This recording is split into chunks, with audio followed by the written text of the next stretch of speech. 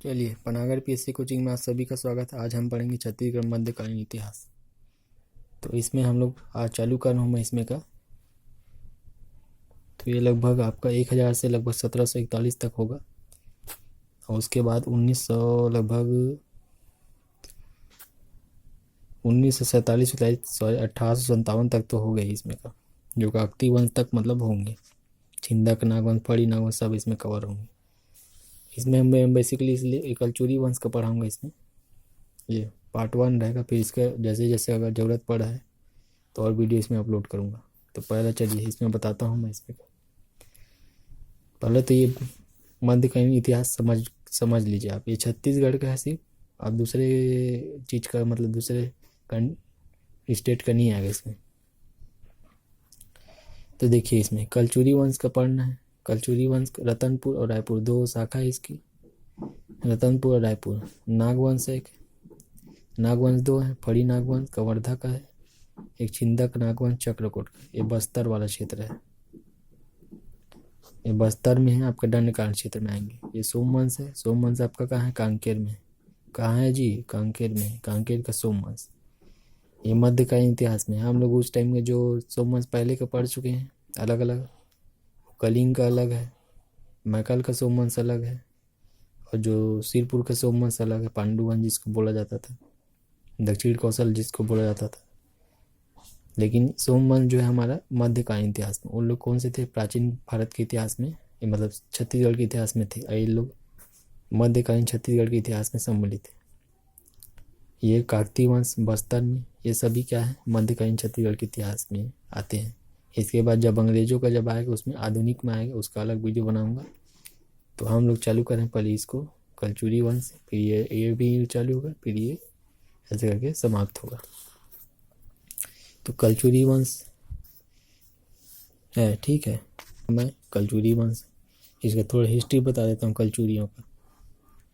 तो कलचुरियों का जो है कई शाखा थे लगभग। इन्होंने हमारे जो पूरे भारत में इन्होंने, छत्तीसगढ़ पढ़ रहे हैं लेकिन इतिहास थोड़ा बता देता हूँ इसका। मैं क्या बताता हूँ, हिस्ट्री इसका बता देता हूँ, किसका? कलचुरी वंश का।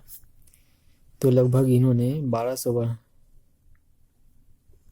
लगभग भारत में कहीं ना कहीं छोटे साम्राज्य के रूप में 1200 वर्ष तक इन्होंने, इनके द्वारा क्या किया? शासन किया गया। जैसे कि मध्य प्रदेश के कलचुरी शासन था, और इधर भी जो हमारे छत्तीसगढ़ में था, और छोटे छोटे और भी राज्य थे, उनमें क्या इनका साम्राज्य मतलब विस्तार था ही, फैला हुआ था। और इन लोगों की राजधानियाँ भी कई सारे जो बदले थे उस टाइम में। रतनपुर हो गया, तुम्माड़ हो गया, त्रिपुरी हो गया, प्रयाग हो गया, इलाहाबाद, मतलब समय समय इन लोग परिवर्तन इनके द्वारा किया गया था। तो लगभग 1200 वर्ष इन लोगों ने भारत पर मतलब शासन किए थे। तो इनका बताता हूँ इसमें। चलो, जो 500 आपका कृष्णराज, देखिए इनका जो आदि पुरुष है, इनका जो क्रम बताता हूँ। कृष्णराज जी हैं, इनके क्या है? आदि पुरुष।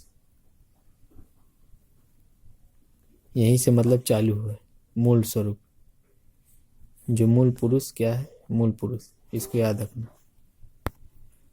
ठीक है। आदि पुरुष या मूल पुरुष इनको कहा जाता है, इसको याद रखिएगा आप लोग।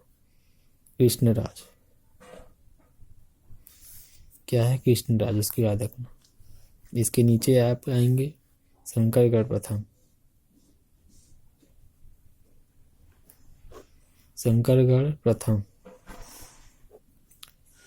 575 से 600 ईस्वी, 575 से 600 ईस्वी तक की क्या? शंकरगढ़ प्रथम था। उसके बताया बुद्धराज। कौन थे जी? बुद्धराज। तो ये बुद्धराज कौन थे? तो मध्य प्रदेश के कलचुरी से वंश से संबंधित थे, एमपी के कलचुरी से संबंधित थे। ये वंश से क्या रखते थे? संबंध रखते थे इनके द्वारा। समझ रहे हो जी? ठीक है। फिर उसके बाद एक महिष्मान था।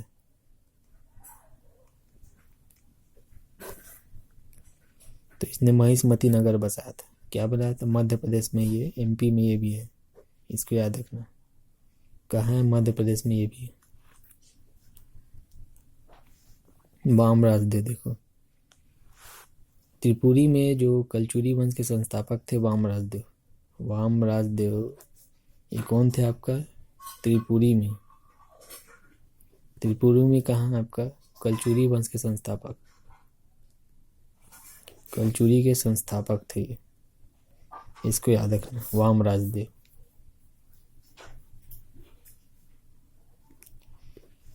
और त्रिपुरी को स्थायी राजधानी बनाया कोक्कल प्रथम ने। ये सॉरी, इधर लिख देता हूँ, कोक्कल प्रथम। कोक्कल प्रथम ने स्थायी राजधानी बनाया किसको? त्रिपुरी को। इसको याद रखना, ठीक है। कोक्कल प्रथम को स्थायी राजधानी बनाया, इसको याद रखना। शंकरगढ़ द्वितीय, सेकेंड नंबर का, पाली को जीता इसने। पाली को जीता। ये लक्ष्मण राज था एक। कौन था? लक्ष्मण राज था। एक था कोक्कल द्वितीय।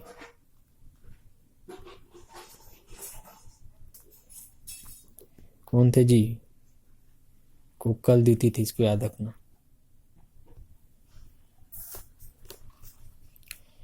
अब इसमें इसको सबका मैं देखो बता दिया हूँ भाई, और क्या बताऊँ इसमें मैं?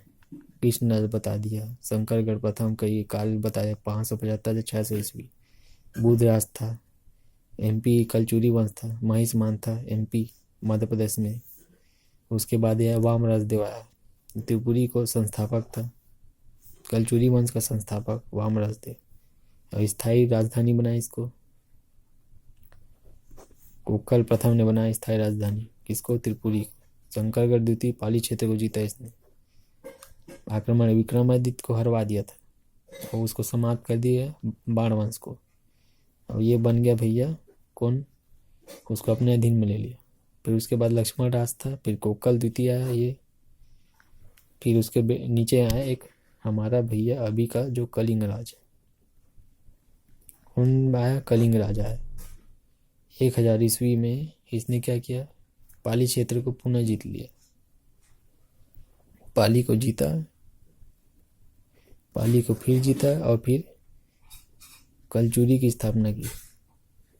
कलचुरी वंश की स्थापना की किसने? इसने, कलिंग राज, हमारे छत्तीसगढ़ में। ये छत्तीसगढ़ का है। अब इन लोग का शासन लगभग, इन लोग का टोटल शासन था 500, भारत में बता रहा हूँ, 1740 तक पूरा, मतलब पूरे भारत भर में जहाँ कहीं भी छोटे छोटे थे ईस्वी तक यहाँ इन लोग का शासन चला था, ठीक है। मूल पुरुष थे कृष्ण राज, इसको याद रखना। अब सबसे ज़्यादा देखो, सबसे ज़्यादा इन्हीं लोग का शासन चला है लगभग 1200 वर्ष तक। इनके इतना शासन किसी ने नहीं किया। इनको हयवंशी भी बोला जाता है, इसको याद रखना। हयवंशी मध्य प्रदेश में बोला जाता है। हयवंशी इन्होंने महिष्मती नगर बसाया था अपने समय में, जो कलचुरी नरेशों की क्या थी? राजधानी थी, इसको याद रखना। अब बोलोगे महिष्मती कहाँ है बोलोगे? तो इंदौर में स्थित है, इंदौर रियासत में स्थित है। महेश्वर नामक स्थल को महिष्मती माना गया है। इंदौर शहर है, वहाँ पास कहाँ है आपका? मध्य प्रदेश में। तो उसी महेश्वर नामक एक जगह है, उसी को महिष्मती माना गया है। राजधानी में मतलब अच्छा शहर था, मतलब महिष्मती, यहीं से क्योंकि शासन चल रहा था। वो उत्तर और दक्षिण भारत में अपना साम्राज्य को विस्तार करता, मतलब अभी भी अभियान चलाते रहते थे उन लोग, उनके द्वारा उस टाइमिंग में अनेक लड़ाइयाँ लड़ी गई थी और समय समय पर इन लोगों ने राजधानी अपना परिवर्तन भी किया था। जैसे त्रिपुरी हो गया, प्रयाग हो गया, काशी हो गया, तुमाड़ हो गया, रतनपुर, रायपुर, खल्लवाटिका और अनेक सारी राजधानियों की इनको मतलब अपना बदलते रहे समय समय पर, जरूरत के हिसाब से, जैसे जैसे उनका राज क्षेत्र क्या हुआ विस्तृत होता गया। जबलपुर त्रिपुरी कहाँ है बोलोगे? त्रिपुरी है हमारा जबलपुर के कुछ 6 मील दूर है। जबलपुर कहाँ है बोलोगे? जबलपुर मध्य प्रदेश में। अभी वर्तमान नाम जो त्रिपुरी का ना तेवर नाम है। अभी वर्तमान में उसको क्या कौन सा नाम बोलते? तेवर नाम बोलते हैं। स्थायी रूप से उसको राजधानी कुक्कल प्रथम ने बनाया था 1875 से 900 ईस्वी के आसपास। इसको याद रखना। और कुक्कल देव प्रथम था जो भी मैं बताया, उसका जो लिस्ट बताया, जिसने स्थायी रूप से क्या राजधानी बनाई। उसके 18 पुत्र थे, संतान थे, महिला जो भी मिला के। और शंकर गढ़द्वितीय इसका पुत्र था, मूंगतुंग जिसको बोला जाता था। और त्रिपुरी की गद्दी में 900 ईस्वी में बैठा ये, और अपने साम्राज्य विस्तार के लिए दूसरे जगह में क्या करता था? आक्रमण करता रहता था। तो इसमें जैसे बाणवंशी शासक को भी इसने पराजित किया, जो शंकरगढ़ ने अपने अधिकार क्षेत्र में ले लिया।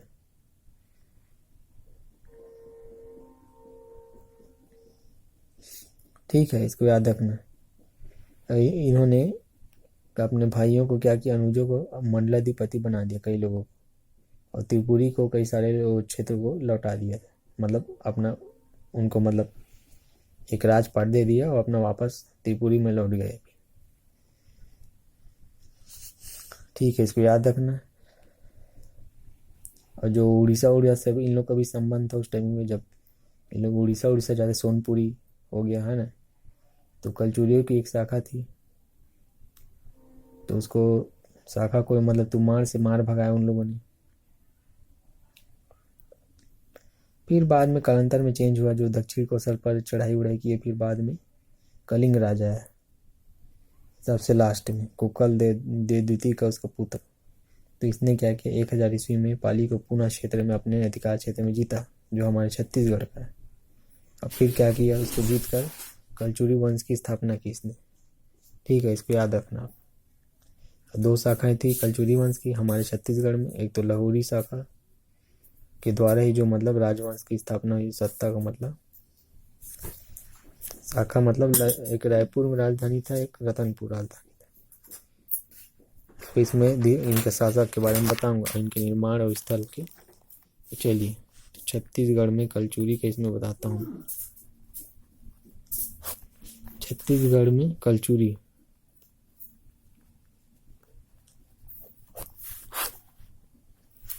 इनके शासक कौन कौन कब कब हुए, इनके शासक के बारे में बताता हूँ। ठीक है,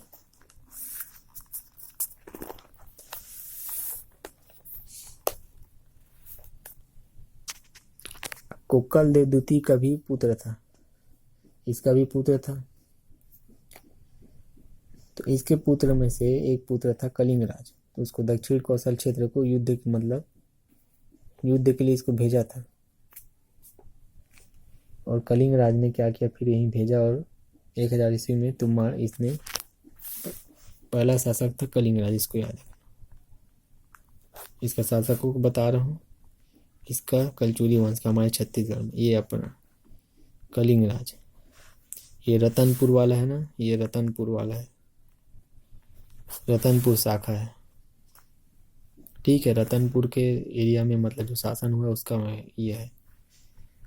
बाकी मैं हर चीज़ को लिखूंगा नहीं, मैं मुंह से बोलते जाऊंगा, क्योंकि हर चीज़ लिखना पॉसिबल नहीं, बहुत सारी चीज़ है, वो लिखने में बहुत समय आएगा। अब इसमें बोल दिया कलिंग राज। अब कलिंग राज ने क्या किया? 1000 ईस्वी में क्या किया इसने? तुमार पर मतलब पाली को जीता, और तुमार नगर को अपनी इसने राजधानी बनाया। तुमार को इसने राजधानी बना के यहाँ कलचुरी वंश की स्थापना कर दी। स्थापना हो गया कलचुरी का, कहाँ? हमारे छत्तीसगढ़ में। इसको याद रखना। ठीक है, 1000 ईस्वी में ही हमारा क्या हुआ? स्थापना हो गया। अभी हमारे जो छत्तीसगढ़ में शासनकाल कब से कब तक चला? हमारे छत्तीसगढ़ में जो शासनकाल चला था जो कलचुरियों का, 1000 से 1741 तक। इसको याद रखना, ये पेपर में पूछेगा तो आपका काम आएगा लिखने के लिए मेंस में। ठीक है, अब हम लोग पहला व्यक्ति का पढ़ रहे थे कलिंग राज। अब इसमें आते हैं, मैं बताते चलूँगा, साइंस आप पढ़ेंगे, आप लोग याद करना। ज़्यादा समय लगाने की ज़रूरत नहीं है, टाइम बर्बाद करके कुछ फ़ायदा होने वाला नहीं है इसमें। चलो फिर बताऊंगा, फिर इसमें का मैं थोड़ा